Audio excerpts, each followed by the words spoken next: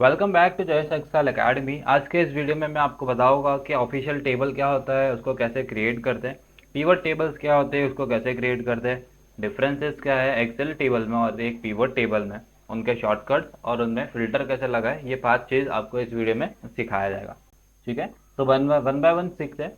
First example है मेरे पास, एक नॉर्मल सा मैंने यहाँ पे डेटा प्लॉट करा हुआ है। तो अगर आप ये डेटा को फर्स्ट टाइम देख रहे हो, तो आप या फिर कोई भी एक नॉर्मल इंसान जो पहली बार एक्सेल में वर्क कर रहा है, आप ये कहोगे कि ये एक टेबल है। ठीक है, एक्सेल भी ये कहेगा कि ये एक टेबल है।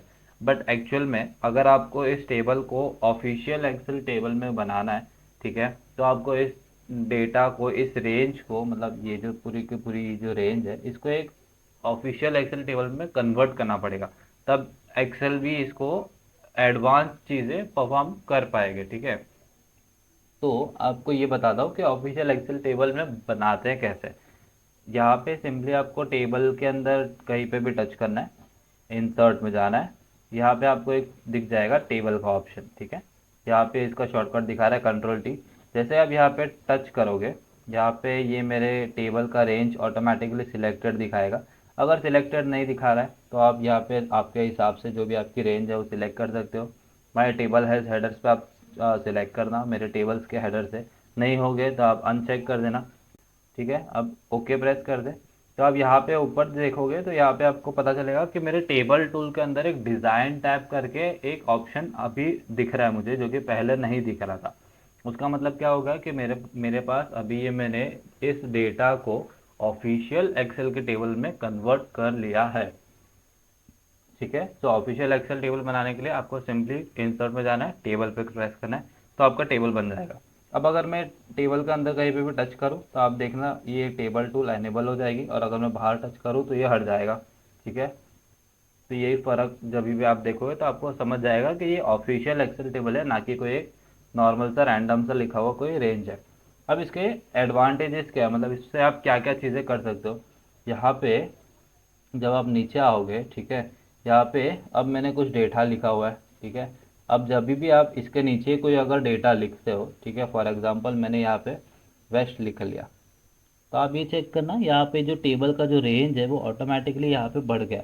इसके नीचे समझो मैं साउथ लिखता हूँ, तो ये क्या करता है कि मेरा जो भी डेटा इस टेबल से कनेक्टेड होगा, वो उसको अपना एनालाइज करता है एआई फीचर की वजह से, और उसको टेबल को एक्सपांड करते जाता है ऑटोमेटिकली। ठीक है, सिमिलरली अगर मैं यहाँ पे परफॉर्मेंस के आगे अगर मैं ये पीरियड लिखूँ या कोई भी चीज़ अगर मैं लिखूँ एंड एंटर प्रेस करूँ, तो ये टेबल को ऑटोमेटिकली एक्सपांड कर रहा है। यहाँ पे अगर आप कोई डेटा भी अगर आप टाइप करते हो, ठीक है, फॉर एग्जांपल मैंने सेल्समैन लिख दिया, तो ये देखोगे तो एक ब्लैंक कॉलम हेडर करके यहाँ पे ऑटोमेटिकली एक कॉलम ऐड हो गया है। ठीक है, तो ये सारे बेनिफिट्स हैं एक ऑफिशियल टेबल बनाने के। अब मैं इस कॉलम को डिलीट कर देता हूँ, इस रो को भी मैं डिलीट कर देता हूँ, फिलहाल इसका कुछ काम नहीं है। अब यहाँ पे आप चेक करोगे डिज़ाइन टेबल में, तो यहाँ पे टेबल स्टाइल एंड ऑप्शंस के अंदर मेरे पास row header, column header, first column, filter, ये सारा ऑप्शंस है। अब इससे होता क्या है, अगर मैं रो हेडर पे चेक करूँ तो यहाँ पे क्या हो रहा है, अनचेक करूँ तो मेरे जो रो के जो हेडर है वो हट गए। अब क्या था, मैंने जब टेबल बनाया था तो मैंने भाई यहाँ पे एक चेक मार्क पे टिक करा हुआ था, माई टेबल हैज़ हेडर। अब अगर मैं ये हेडर रो अनचेक कर दूँ तो मेरे टेबल के हेडर उड़ जाएंगे। मैं अगर वापस क्लिक करूँ तो हेडर आ जाएंगे। ठीक है, यहाँ पे है फर्स्ट कॉलम, मतलब ये क्या कर रहा है, तो मेरी फर्स्ट कॉलम है इसको बोल्ड कर देगा। ठीक है, फिल्टर बटन मतलब ये सारे जो फिल्टर्स है ऑटोमेटिकली लगाए हुए हैं, मैं इसको लगा सकता हूँ, हटा सकता हूँ। टोटल रो, यहाँ पे अगर मैं इसको टच करूँ तो मेरे पास एक टोटल का ऑटोमेटिकली रो आ जाता है। ठीक है, अब यहाँ पे टोटल में काफ़ी सारा ऑप्शंस है। जैसे मैं ये लास्ट कॉलम पे टच करूँ तो आपको यहाँ पे एक ड्रॉप डाउन दिखता होगा, मैं इस पे जब टच करूँगा तो ये मुझे काफ़ी सारी चीज़ें बताएगा रिलेटेड टू दिस कॉलम। ठीक है, इस कॉलम से रिलेटेड हर पर्टिकुलर कॉलम में मुझे ये एक ऑप्शन मिल जाएगा टोटल से रिलेटेड। अब अगर मैं यहाँ पे जाऊँ, मुझे अगर समझिए कि ये सारे सेल्स का, ठीक है, मुझे सम चाहिए, तो मैं यहाँ पे सम पे क्लिक करूँगा तो डायरेक्टली इसका टोटल आ जाएगा। ठीक है, टोटल करके देख लेते हैं एक बार क्रॉस चेक करके। तो ये आ रहा है मेरा टोटल 83,342, 83,342। करेक्ट। अब इसको आपको अगर चेंज करना है, आपको एवरेज निकालना है ये सारे डेटा का, आप एवरेज पे टच कर सकते हो तो ये मेरा एवरेज आ गया। काउंट में कर सकता हूँ तो ये मेरे काउंट आ गए। अब यहाँ पे जब मेरे पास टेक्स्ट है, टेक्स्ट में तो सम होगा नहीं, टेक्स्ट में हम क्या कर सकते हैं, काउंट कर सकते हैं।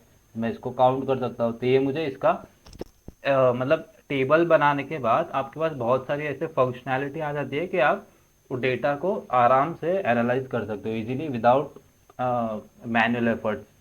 ठीक है, अब यहाँ पे अगर समझे आपको अभी ये टोटल रेंज नहीं चाहिए, टोटल तो आप यहाँ पे अनचेक कर दो तो ये आपके टोटल हट जाएंगे। दोबारा यहाँ पे नेक्स्ट देखूँ तो लास्ट कॉलम में बता रहा है। लास्ट कॉलम बेसिकली अगर मैं इस पे टच करूँ तो ये हाईलाइट हो जाएगा, फर्स्ट कॉलम पे टच करूँ तो ये फर्स्ट कॉलम हाईलाइट हो जाएगा, अनचेक कर दूँ तो दोनों हट जाएंगे। ये क्या आ रहा है, बैंडेड रोज। इसका मतलब क्या आ रहा है, बैंडेड रोज में यहाँ पे जो मेरे रोज है उसमें वो बैंड मार देता है। ठीक है, अभी फिलहाल मेरे पास और पहले से ही बैंड्स मारे हुए हैं। ये जो भी आप देख रहे हो ब्लू कलर के, ये कहते हैं बैंडेड रोज। अब मेरे पास ऑलरेडी पुराने टेबल में ये मारे हुए थे तो आपको यहाँ पे फ़र्क नहीं दिख रहा है। बैंडेड कॉलम्स यहाँ पे आप देखोगे तो ये मेरे कॉलम्स अल्टरनेट कॉलम्स, मतलब एक कॉलम को छोड़ के दूसरा कॉलम, फिर एक कॉलम को छोड़कर तीसरा कॉलम, ये हाईलाइट कर देता है। ये हो गया एग्जांपल टेबल बनाने का। अब नेक्स्ट देखते हैं what is pivot table, how to create it. अब इसके लिए इस टेबल को, इसी सेम टेबल का एग्जांपल लेके मैं आपको बताता हूँ कि एक पिवट टेबल हम कैसे बना सकते हैं। ठीक है, पिवट टेबल बेसिकली होता क्या है पहले वो समझ लेते हैं। पिवट टेबल एक ऐसा टेबल होता है जिसको आप फ्लेक्सिबली अरेंज कर सकते हो आपके रिक्वायरमेंट के हिसाब से। ठीक है, अब फॉर एग्जांपल मेरे पास यहाँ पे कुछ 31 रोज है जिसके अंदर मेरे पास काफ़ी सारे सेल्समैन का नाम है, रीजन का नाम है, डेट है और परफॉर्मेंसेस है और उनके रेस्पेक्टिव सेल्स भी है। अब पिवट टेबल बनाने के लिए आपको यहाँ पे टेबल के अंदर टच करना है, इंसर्ट में जाना है। यहाँ पे एक आपको ऑप्शन दिखेगा पिवट टेबल, सिंपली यहाँ पे आप टच करो। ठीक है, यहाँ पे ये ऑप्शन पूछ रहा है सिलेक्ट टेबल और रेंज।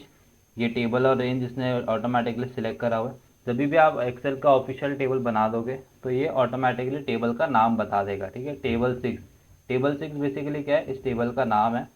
अगर मैं डिज़ाइन टैब में जाऊँ तो आपको दिखेगा यहाँ पे टेबल 6। इस टेबल को मैं अपना नाम भी दे सकता हूँ, जयेश डेटा।